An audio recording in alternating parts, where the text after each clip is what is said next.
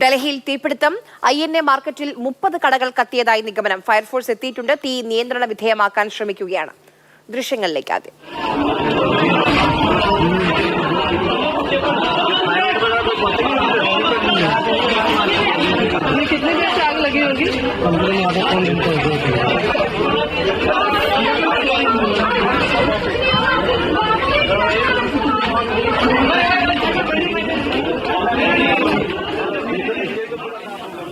അർജുൻ പീതാംബരൻ വിവരങ്ങളുമായി ചേരുന്നുണ്ട്. അർജുൻ, എപ്പോഴാണ് തീപിടുത്തമുണ്ടായത്? വലിയ നാശനഷ്ടങ്ങളുണ്ടോ? ആര്യ, ഇന്ന് രാത്രി 8:55 കൂടിയാണ് ഫയർഫോഴ്സിന് തീപിടുത്തത്തെ സംബന്ധിച്ച ഫോൺ കോൾ ലഭിക്കുന്നത്. അതിന് പിന്നാലെ 13 ഫയർഫോഴ്സ് സംഘങ്ങൾ എത്തിയാണ് തീ ഇപ്പോൾ നിയന്ത്രണ വിധേയമാക്കിയിരിക്കുന്നത്. ഏകദേശം 30 കടകൾ കത്തി അമർന്നിട്ടുണ്ട്.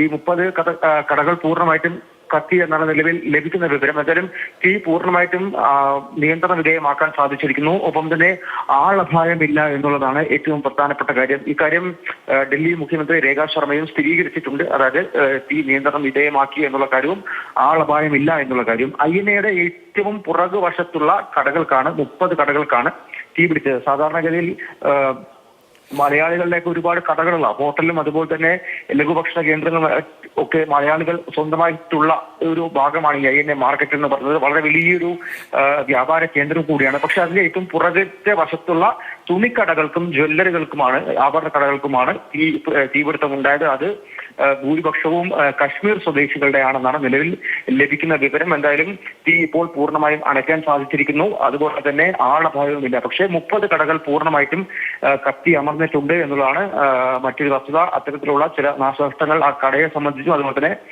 ഈ വ്യാപാര കേന്ദ്രത്തെ സംബന്ധിച്ചും ഉണ്ടായിട്ടുണ്ട് നിലവിൽ. ശരി.